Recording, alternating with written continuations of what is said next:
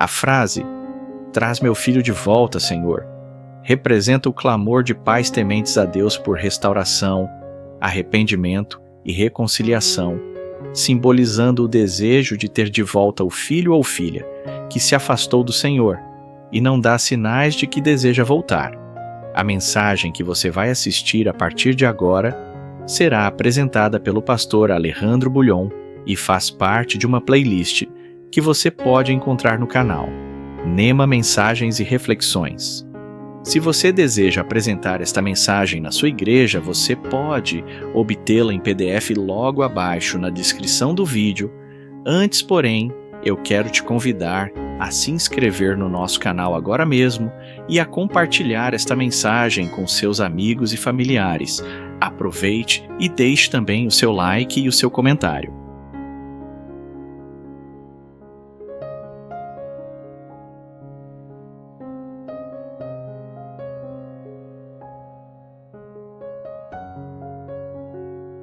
Inclinemos o rosto para orar.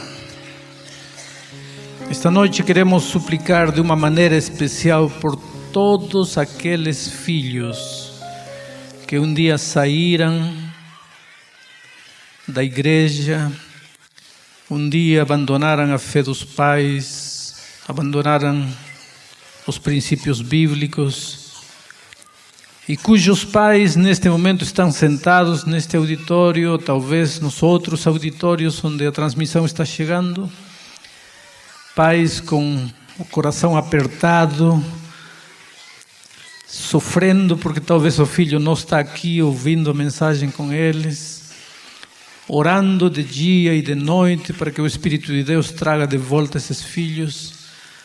Mas, Pai querido, como é bom saber que Teu Espírito não deixa em paz esses filhos, que Teu Espírito está trabalhando no coração deles. O Pai, dá esperança aos pais, para que tenham a certeza que Teu Espírito trará de volta esses filhos, para que tenham a certeza de que tudo que fizeram quando eles eram crianças será respondido por Ti. E agora, ao abrir a Tua palavra, suplicamos também por todas as necessidades particulares. Pessoas que estão desempregadas, pessoas que estão enfermas, pessoas cujo lar se está desmoronando, pessoas que estão aflitas, atormentadas pelo peso da culpa do passado. Dá-lhes Teu perdão, liberta-as. Oh Pai querido, que esta noite seja uma noite grandiosa, uma noite especial na vida de todos os que estão participando da programação. Em nome de Jesus Cristo pedimos. Amém. Eu tenho recebido muitas cartas esta semana de pessoas que suplicam: pastor, ore por meu filho. Não sei mais o que fazer com meu filho. Ele nasceu na igreja, ele cresceu na igreja. Eu o apresentei quando era criança, mas ele saiu. Eu matriculei ele nas escolas cristãs. Ele estudou nos melhores colégios. Eu, às vezes, sem ter muito dinheiro, eu paguei o curso dele. Mas hoje, jovem, ele não quer saber nada de Jesus, nada da igreja. E eles dizem nas cartas: pastor, eu sofro como pai. Ajude-me a orar por meu filho. Eu sou um pai. E eu sou um pai muito grato a Deus, porque tenho 4 filhos e os 4 estão amando Jesus com todo o seu coração. E estão firmes na igreja, e inclusive um deles este ano, dentro de 15 dias, se forma como um pastor e próximo ano já será um pastor. Então eu fico muito feliz a Deus pela bênção dos filhos na igreja. Mas eu entendo aos pais cujos filhos saíram, porque eu só de imaginar a ideia de que um filho meu um dia jogue a Bíblia de lado, um dia olhe para mim e diga: pai, esse negócio de religião, de cristianismo estava bom para você, mas deixa eu encontrar meu próprio caminho, deixa eu viver minha própria vida. Só de pensar isso, o coração se me parte. Eu entendo como um pai deve sentir. Inclusive, em algumas cartas que eu recebo, eu percebo um sentimento de culpa dos pais. Eu não quero liberar da culpa ninguém esta noite, mas eu quero dizer algo. Você não precisa se sentir culpado. Se você deu a esse filho todo o conhecimento que devia ter com relação à pessoa maravilhosa de Jesus, se você enviou ele a escolas cristãs, se ele recebeu a educação cristã que deveria ter recebido, se você levou ele para a igreja de pequeno, se você não mostrou uma religião rígida, uma religião horrível, monstruosa, se você mostrou aos filhos o privilégio, a alegria de ser cristão, e um dia o filho chega a ser jovem e decide seguir seu próprio caminho, apesar de conhecer todo o Evangelho, você não precisa se sentir culpado. Que você se sinta triste é inevitável, mas que você se sinta culpado, não precisa se sentir culpado. Porque se há um pai neste mundo que fez tudo que um pai podia fazer para que seu filho andasse no caminho correto, é Deus. E olha que não pode haver melhor pai do que Deus. E assim mesmo seus filhos, nós, os seres humanos, às vezes escolhemos nosso próprio caminho e vamos embora. Então, como nós, pais imperfeitos, por mais que façamos tudo o que pudermos fazer para resgatarmos, para conservar nossos filhos no amor de Jesus Cristo, muitas vezes não conseguimos que eles permaneçam. Embora, volto a repetir, você se sinta triste, não precisa se sentir culpado por isso. Houve um homem famoso, um músico famoso chamado Tom Dorsey. Tom Dorsey teve um talento musical extraordinário, músico famoso norte-americano, que dedicou todo o seu talento. De criança teve um background, uma formação cristã, mas quando chegou a ser jovem, as luzes deste mundo embriagaram. As luzes brilham e atraem. Não sei se você já percebeu que as mariposas morrem fulminadas pela luz. A luz ofusca, a luz atrai, a luz brilha, e às vezes é a causa da morte. E Tom Dorsey abandonou a fé e mergulhou pelos caminhos do pecado, da miséria, e dedicou todo o seu talento musical para enaltecer paixões baixas, humanas. Mas um dia ele teve uma desgraça. Sua esposa e sua filha morreram tragicamente. Aonde você vai quando a morte te arranca a esposa e o filho? E Tom Dorsey, no desespero, lembrou-se de seus anos de criança, quando tinha um Deus em quem acreditava e tinha um Deus aonde podia correr. E em seu desespero entrou na sala, caiu no piano e aí começou a tocar o piano. E do coração de Tom Dorsey saiu uma das músicas mais belas que existem. Nos Estados Unidos, há algumas 3 décadas atrás, quase 3 décadas atrás, nasceu um garoto na família de um pastor adventista. Esse pastor amou o filho como todo pai ama seu filho. Esse pastor deu toda a instrução cristã que esse filho precisava. Esse pastor mandou seu filho às melhores escolas adventistas, mandou seu filho aos melhores colégios adventistas, mandou o filho para a universidade adventista. Mas um dia o filho olhou para o pai e disse: a religião estava boa para você. Eu sou eu. Deixa eu viver minha vida. E partiu. E mergulhou no mundo da música rock, mergulhou na miséria da vida, mergulhou fundo e foi lá sin Deus, sin evangelho, sin princípios, sin valores, se afundou na miséria da vida. Mas o pai, de manhã, de tarde e noite, ficava orando e orando e orando, dizendo: oh Deus, traz meu filho de volta, traz meu filho de volta. Eu quero te dizer uma coisa, meu querido pai, não se canse de orar, traz meu filho de volta. Pode passar 1 ano, pode passar 2 anos, pode passar 5 anos. Outro dia conheci um pai que orou 55 anos pelo filho, e agora ele, velhinho, viu seu filho voltando. Traz meu filho de volta. Continua orando. E esse pastor orava de dia e de noite: traz meu filho de volta. E uma noite, voltando de um concerto de música rock, Alan entrou no quarto do hotel e sentiu-se mais vazio do que nunca. Inexplicavelmente teve vontade de chorar. Inexplicavelmente sentiu um vazio que doía dentro do coração. Um vazio horrível. Ele não sabia que o Espírito de Deus estava batendo a porta de seu coração, porque seu pai, pastor, orava de dia e de noite: traz meu filho de volta.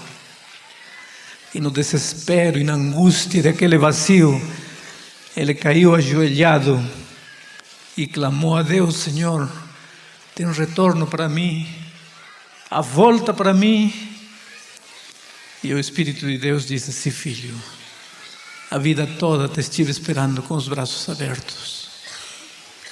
E Alan cantou um cântico bonito, o mesmo cântico que Tom Dorsey, muitos anos atrás, compus numa noite de desespero. E esta noite, Alan está aqui, transformado pelo poder maravilhoso de Deus, de volta ao seio de Deus e cantando para Deus.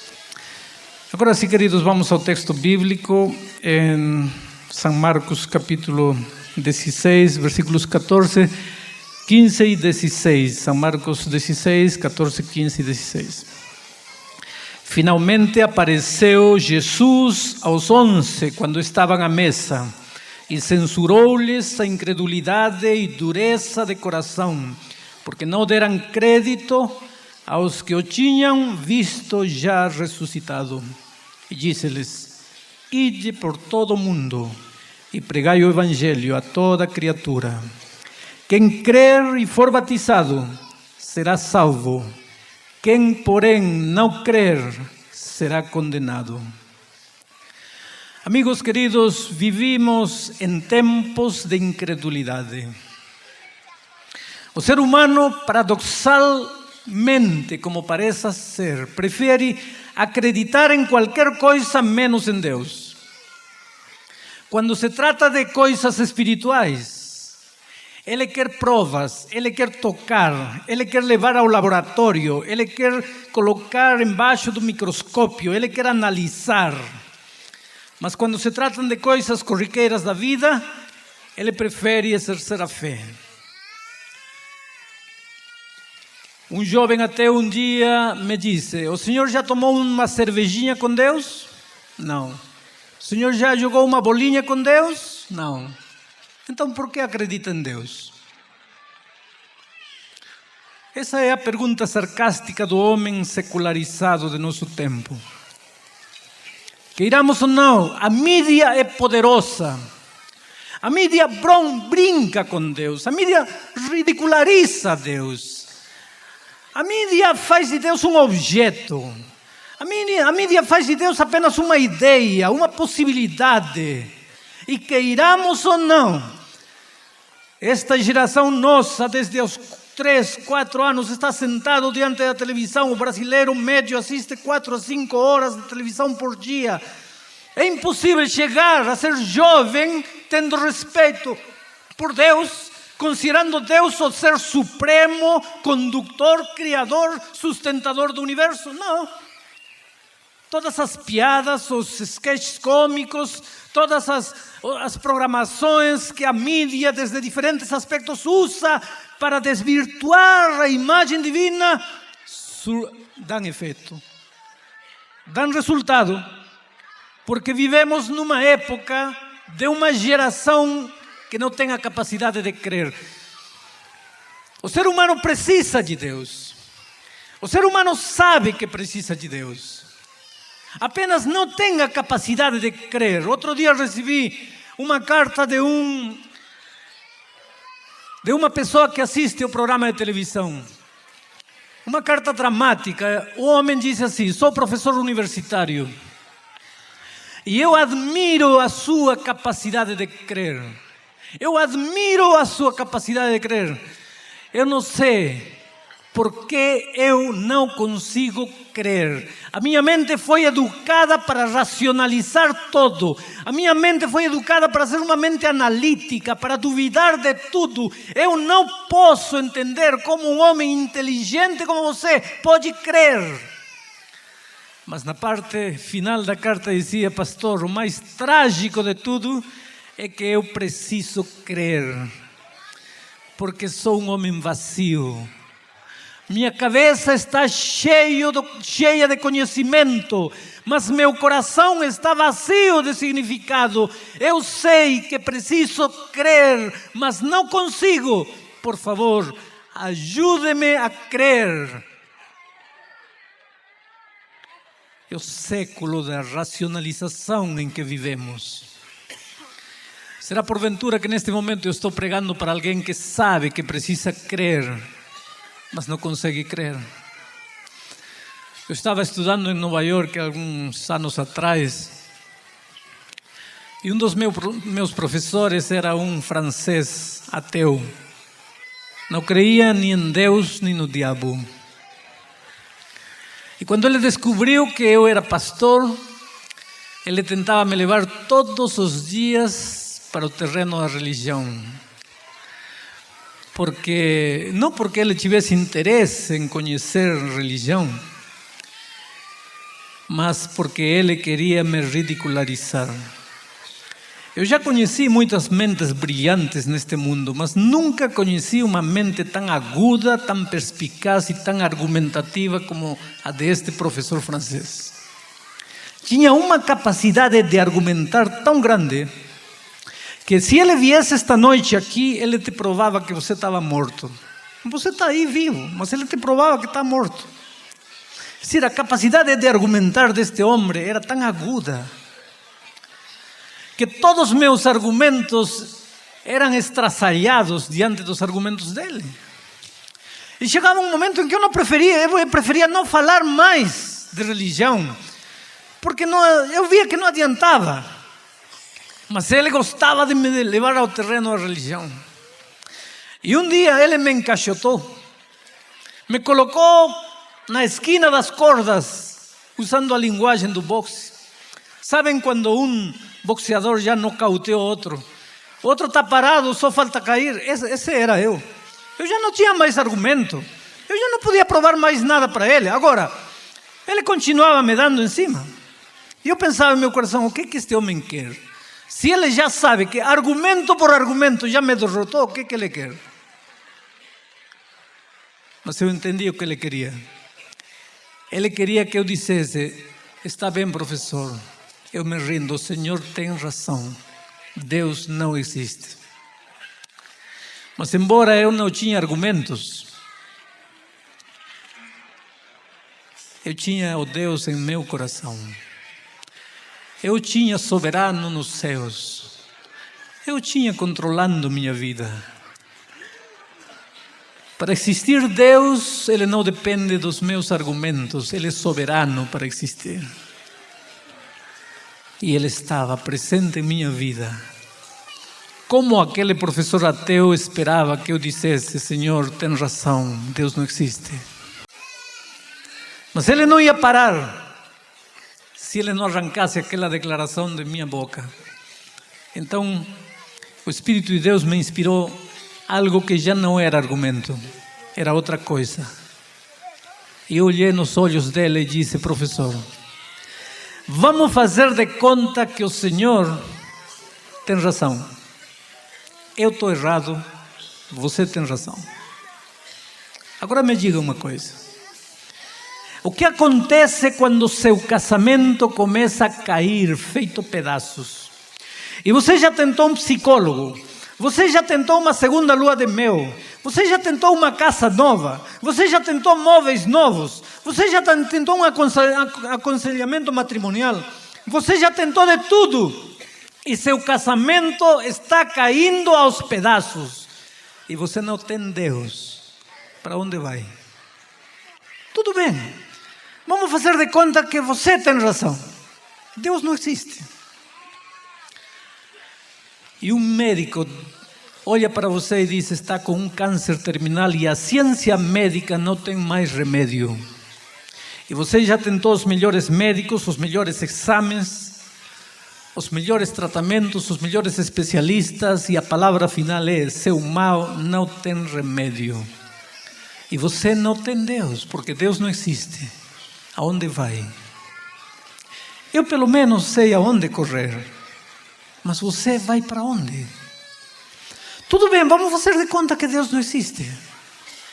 Mas o que acontece se um dia seu filho, vamos dizer seu filho de 20 anos, aquele lindo garoto, por quem você daria vida, aquele garoto que a razão da sua vida está mergulhado nas drogas, e você já tentou um tratamento psicológico, já tentou todos os remédios que existem, já tentou aconselhamento, já internou seu filho numa escola de recuperação para drogados, já intentou de tudo, já falou com amor, já falou com carinho, já falou com dureza, já intentou de todos os métodos humanos, e você vê seu filho cada dia se afundando e morrendo lentamente, e você não tem Deus. Para onde vai? E naquele momento eu vi brilhar os olhos do professor francês. Eu vi as lágrimas dando volta em seus olhos teimosas, querendo sair. Ele engoliu saliva, fechou os olhos e me disse: vamos tomar um recreio. E saiu. E depois eu me enterei que ele justamente tinha um filho de 20 anos completamente mergulhado no mundo das drogas.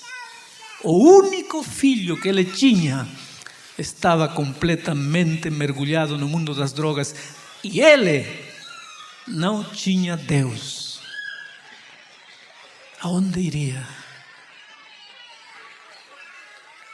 Há momentos nesta vida, queridos, quando já não temos para onde correr, quando não temos para onde ir. Nessas horas, tua razão pode não entender, mas você pode cair ajoelhado e sentirá a mão poderosa de Deus. Nessas horas de angústia, de desespero, a tua lógica não vale nada, o teu raciocínio não vale nada, os teus argumentos não valem nada, porque nada disso pode te devolver a vida do filho. Nessas horas você precisa de Deus, mesmo que você não o compreenda. Mas, queridos, não é assunto apenas de coração. Para mim, crer em Deus é assunto até de lógica. Porque eu quero fazer um trato contigo. Aí onde você estiver, nos Estados Unidos, no Portugal, na Europa racional, ou na Rússia ateia, quero fazer um trato contigo. Vamos fazer de conta. Eu acredito em Deus, acredito que Cristo vai voltar. Acredito que quando Ele voltar vai nos levar para viver eternamente com Ele, uma vida eterna, sem tristeza, sem dor, sem morte, sem lágrimas. Eu que acredito porque a palavra de Deus o diz para mim. E vamos fazer de conta que você não acredita em Deus. Quando esta vida acaba, acabou tudo. Não há Deus, não há volta de Cristo, não há céu, não há terra nova, não há nada. Para sermos justos, vamos fazer de conta que você tem 50% de razão. Deus não existe, não há volta de Cristo, não há céu, não há terra nova, não há vida eterna. Mas se você tiver 50% de razão, tem que me dar, pelo menos a mim, também a oportunidade de ter 50% de razão. Deus existe, Cristo vai volver, a terra nova, a céu, a vida eterna. Agora começamos a viver hoje e chegamos ao fim deste mundo, ao fim de todas as coisas. E quando chega ao fim de tudo, descobrimos que você tinha razão. Não existe Deus, não existe volta de Cristo, não existe terra nova, não existe céu, não existe vida eterna, não existe nada. Você estava com a razão. Me diga uma coisa: se não existe nada, porque você tinha razão, o que eu perdi? Se não existe nada, eu não perdi nada. Mas vamos fazer de conta que quando chegamos ao fim da história, eu tinha razão. Se existe Deus, se existe volta de Cristo, se existe terra nova, se existe céu e se existe vida eterna, eu tinha razão. E você não aceitou. Você perdeu tudo. E se você tinha razão, eu não perdi nada. Então, até por um assunto de lógica, vale a pena acreditar em Deus. Vale a pena preparar-se para a volta de Cristo. Vale a pena crer que há um céu novo e uma terra nova. Mas o ser humano, por natureza, é incrédulo. Os próprios discípulos de Jesus eram incrédulos. Finalmente apareceu Jesus aos 11 quando estavam à mesa e censurou-lhes a incredulidade e dureza de coração. Até nós somos atacados pelo vírus da incredulidade. Até nós, cristãos, começamos a viver como se Cristo nunca vai voltar. Até nós, seres humanos, temos a tendência de deitar raízes profundas. Eu tenho medo porque o dia que Cristo voltar, de repente, as nossas raízes vão estar tão profundas que não vamos a poder ser arrancados para ser levados para lá. A incredulidade também se apodera dos filhos de Deus. Nosso Senhor Jesus foi categórico ao dizer: quem crer e for batizado, este será salvo. Uma coisa que segue ao fato de aceitar é o fato de dar o passo para o sagrado batismo. E durante todas estas semanas últimas, os últimos meses, muitos dos amigos que estão participando desta semana através da televisão têm estado estudando a Bíblia, têm estado fazendo algum curso bíblico. Só está faltando a grande decisão de batizar-se, unir-se ao povo de Deus e preparar-se para a volta de Cristo. Outro dia, uma pessoa me disse: pastor, eu já entreguei minha vida a Jesus. Eu amo Jesus com todo o meu coração. Jesus foi a coisa mais linda que aconteceu na minha vida. Mas por que preciso batizar-me? Já lhe entreguei minha vida a Jesus.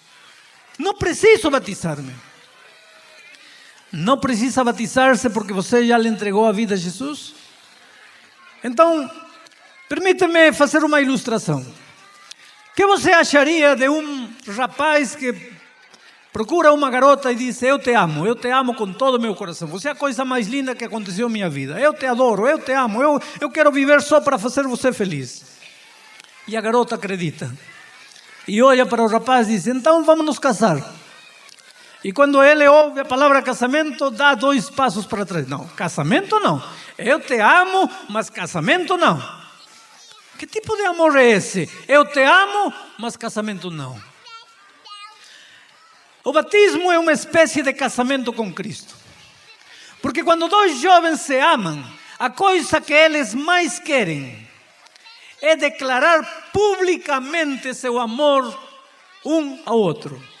Então um dia enchem a igreja de convidados, colocam flores por todo lado, colocam um carpete vermelho, ela se veste de branco e ele de smoking, e ambos desfilam pelo corredor e chegam aqui à frente, e diante do pastor, e diante da igreja, e diante dos amigos, eles pronunciam um sim, bem sonoro no microfone, declarando publicamente que se amam e querem viver um para o outro o resto da vida.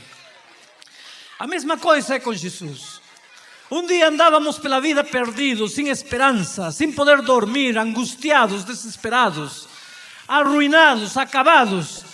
Até que nos encontramos com Jesus e Jesus passa a ser a coisa mais linda em nossa experiência. Nos apaixonamos por Ele, lhe entregamos a vida e expressamos palavras maravilhosas dizendo: nunca poderei expressar todo o amor que Jesus teve por mim. Agora Jesus olha para ti e diz assim: então, filho, já que me ama tanto, batize-se. E você dá 2 passos para trás. Não, batismo não. Eu te amo, tudo bem, mas batismo não. Que tipo de amor é esse que não quer compromisso? O amor envolve compromisso. E de repente, há muitos dias, você já está com a doutrina bíblica em suas mãos. Você já conhece o plano de Deus para a sua vida. Você conhece as verdades bíblicas. E você também conhece a verdade do batismo. E você sente o Espírito de Deus trabalhando em seu coração e dizendo: filho, é agora. Entrega-me tua vida agora. Mas você ainda não toma a grande decisão da vida. E eu quero convidar você esta noite a pensar seriamente na decisão de entregar-lhe a vida a Jesus publicamente através do santo batismo. Há um perigo terrível em adiar a decisão. Meu pai adiou a decisão durante 34 anos. 3 décadas e 4 anos ele disse não, não, não, não, não a Jesus. Até que um dia, um câncer começou a devorar a vida de meu pai. E eu vi ele passar noites inteiras gritando de dor. E numa dessas noites escuras, chorando, gritando de dor, caiu ajoelhado e perguntou: Senhor, o que queres de mim? E decidiu entregar-lhe a vida a Jesus. E eu tive a alegria de entrar no tanque do batismo para batizar meu próprio pai. Mas uma coisa que eu não esqueço: quando ele saiu da água, ele me abraçou. Estava muito velhinho, quase com 85 anos de idade. Meu pai casou muito tarde. Teve os filhos quando ele já era de idade bastante avançada. Ele me abraçou. Já não podia andar muito sozinho. O câncer estava consumindo sua vida. E abraçando-me, ele disse: filho, por que tive que adiar tanto? Por que tive que esperar tanto? Por que não lhe entreguei a vida a Jesus quando eu podia fazer alguma coisa por Ele? Quando eu tinha forças, quando eu estava bom, por quê? Eu abracei meu pai e disse: pai, fica tranquilo, Deus te ama de qualquer jeito, Ele não está te cobrando nada. Mas enquanto ele saía e os diáconos tomavam ele, eu fiquei olhando o corpo débil, fraco de meu pai e pensei em meu coração: realmente, pai, quando eu era criança eu vi você forte, cheio de vida, cheio de saúde. Por que você não lhe entregou a vida a Jesus então? Por que você teve que esperar até este momento? Por que será que os homens deixamos tudo para a última hora? Fico emocionado quando Alan, um jovem de 28 anos, decidiu voltar a Jesus e voltar para a igreja. Lembra-te do Senhor, diz o sábio Salomão, nos dias da tua mocidade. Antes que cheguem os dias quando digas: já não tenho mais alegria. Hoje que você é jovem, que tem plenitude de vida, venha a Jesus. Um dia desses uma senhora me procurou e disse: meu marido precisa falar com o senhor. E ela insistiu tanto. Eu não tinha condições de ir a falar com o marido dela, mas ela insistiu tanto e eu fui. E era mentira. O marido não queria falar comigo. O marido não queria saber nada de Deus, nada de Jesus, nada de evangelho, nada de religião. O marido me tratou mal. Poucas vezes na vida fui tratado tão mal. O marido quase me expulsou de casa. Ele disse, olha, se eu dou à minha esposa o direito de crer no que ela quer, de ir para onde quer, eu acho que eu mereço o mesmo tratamento. Que direito tem você de entrar na minha casa e querer me falar de algo que eu não quero ouvir? E ele tinha toda a razão. Mas eu entendo o coração daquela senhora. Ela pensou, se o pastor Bulhão falar com minha esposa, ele vai aceitar. E não é assim, porque não é o pastor Bulhão que converte pessoas. É o Espírito de Deus. E eu saí daquela casa. E passaram anos. E um dia voltei àquela mesma cidade. E agora era mais difícil chegar perto de mim, porque havia muita gente. Mas ela deu um jeito, ela era uma senhora bem decidida, o que ela queria sempre conseguia, tanto assim que me levou a primeira vez quando eu não podia ir. E agora vem e me alcançou novamente e disse, pastor, meu marido precisa falar com o senhor. Falei, senhor, eu me lembro a última vez que ele queria falar comigo. E ela disse, não, agora sim, ele quer falar com o senhor, porque ele está batizado na igreja. Batizado? Seu esposo está batizado? Sim, ele está batizado. Mas como foi isso? E ela me contou a história. Ela disse, pastor, meu marido sofreu um acidente. Ficou 8 meses entre a vida e a morte. E a gente gastou tudo que a gente tinha. Tudo, dinheiro, carro, casa. A gente gastou tudo para poder salvar a vida de meu marido. E finalmente meu marido saiu do hospital, paraplégico, condenado a uma cadeira de rodas para o resto da vida. Não podia mais trabalhar. Ele sofria. Quando me via eu tomar conta dele, atender, cuidar dele e sair para o trabalho e chegar tarde, cansada e cuidar dele e lavar ele. E um dia, eu entrei no quarto e ele estava chorando, aí na cadeira de rodas. E ele olhou para mim e disse, esposa, e me perguntou, será que você acha que Deus ainda me aceita? E a esposa disse, claro que sim, por que não? E ele disse, tenho vergonha. Eu pude vê-lo aceitado quando eu tinha duas pernas, quando eu podia andar, quando eu podia trabalhar, quando eu tinha dinheiro. Agora não tenho nada, não sou nada, sou uma carga para você. Você acha que Deus me aceita assim? E ela disse, claro que te aceita. Quem disse para você que Jesus estava interessado em teu dinheiro, em tua casa, ou em teu carro, ou em teu corpo? Ele só queria teu coração. E foi assim que aquele homem entrou ao tanque do batismo, carregado por amigos, tiraram da cadeira de rodas, o entregaram para o pastor o batizou. Aí os amigos recolheram novamente, o colocaram na cadeira de rodas, e ele foi na sua cadeira de rodas para uma vida nova com Cristo. Um dia, ele poderia ter entrado no tanque de batismo andando por suas próprias pernas. Não quis. E a vida, a própria vida se encarregou de mostrar-lhe que é fácil ser incrédulo quando há dinheiro, quando há emprego e quando todos na família estão bem. Mas quando tudo acaba, quando tudo falha, de que serve tua lógica? De que serve teu raciocínio? De que servem teus argumentos? Quando você está numa cadeira de rodas, sentindo-se que é um peso para a esposa, só Deus. Só resta Deus. Mas esta noite o Senhor Jesus te está chamando. E não te está chamando para uma vida maravilhosa. Claro que a vida é uma vida de paz.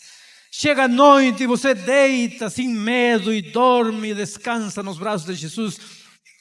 Mas por outro lado, é uma vida de luta e de sofrimento. Porque teus amigos te abandonarão, teus parentes te deixarão, teus melhores amigos caçoarão e rirão de você. Talvez você perderá um emprego, talvez você sofrerá desprezo. Mas por outro lado, de que vale toda a vida maravilhosa que você vive, entre aspas, quando no fundo do coração você é vazio, não tem paz?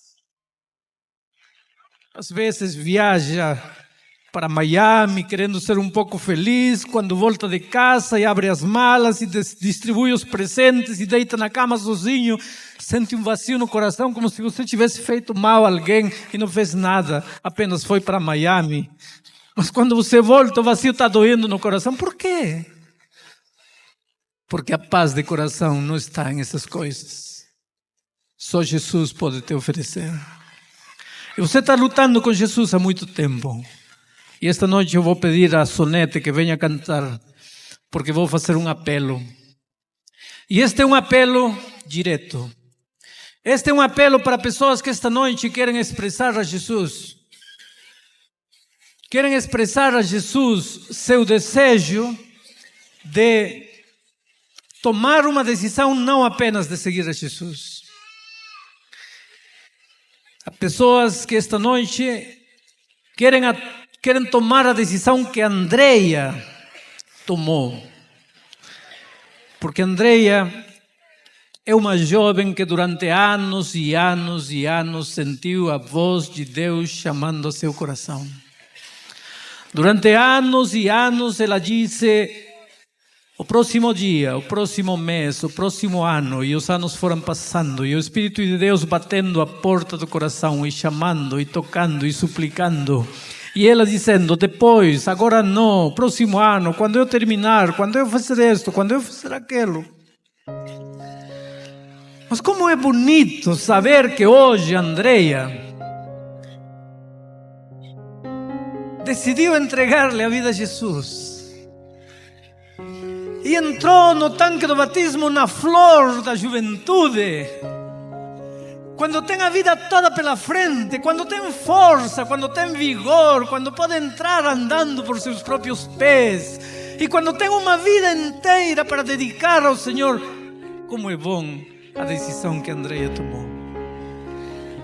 Querida Andreia, quando você era criança, ouviu falar de Jesus por primeira vez, mas não aceitou. Ficou adolescente e Jesus continuou chamando o teu coração e você não aceitou. Ficou jovem e a voz de Jesus continuou batendo a porta do teu coração e você não aceitou. Mas há poucas semanas, algo aconteceu em tua vida, que você decidiu que não era mais tempo de continuar adiando.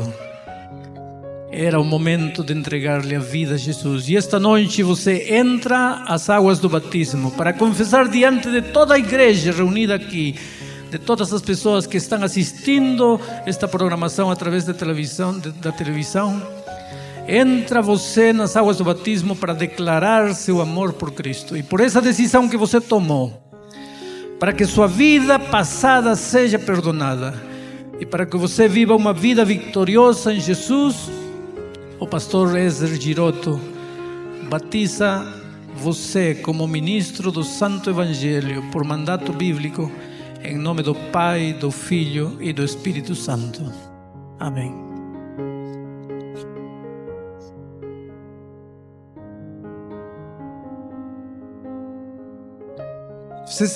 Vocês sabem o que isso significa?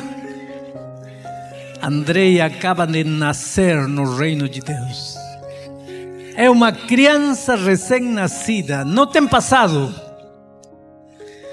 Tudo que ela pode ter feito no passado acabou. Ela nasce agora. Deus acaba de lhe entregar uma folha em branco, uma vida em branco para viver a partir de hoje. E esta noite eu quero fazer um convite. Quantos dos que responderam ao longo da semana o convite de aceitar a Jesus gostariam esta noite de levantar-se e vir aqui à frente expressando a Jesus seu desejo de preparar-se para um futuro batismo, de unir-se ao povo de Deus e preparar-se para a volta de Cristo. Aqueles que estão nos auditórios, levantem-se e vão à frente. E Sonete vai começar a cantar quando a primeira pessoa se levantar e chegar aqui à frente. E glória a Deus, porque aí estão começando a aparecer as pessoas. No nome de Jesus, levante-se e venha entregando-lhe a vida a Jesus agora. E você aí no auditório, tome sua decisão. E levante-se como estas pessoas e vá para a frente. Se vindo. Bom, enquanto estou orando, levantem-se e venham, não fiquem sofrendo. Pai querido, a decisão destas pessoas que estão aqui à frente e estão lá à frente também nos diferentes auditórios são decisões sérias de pessoas que estão decididas a declarar publicamente seu amor por ti e de passar brevemente pela experiência maravilhosa do batismo. Toca essas vidas, Pai. Falas vitoriosas nesta terra. Que tua mão poderosa controle a vida delas. E quando Cristo voltar, que elas possam ter a alegria de entrar pelas portas celestiais. Em nome de Jesus Cristo. Amém. Queridos, vocês não saiam sem deixar seu nome. Os pastores e os amigos que estão prontos aí vão a tomar seus nomes.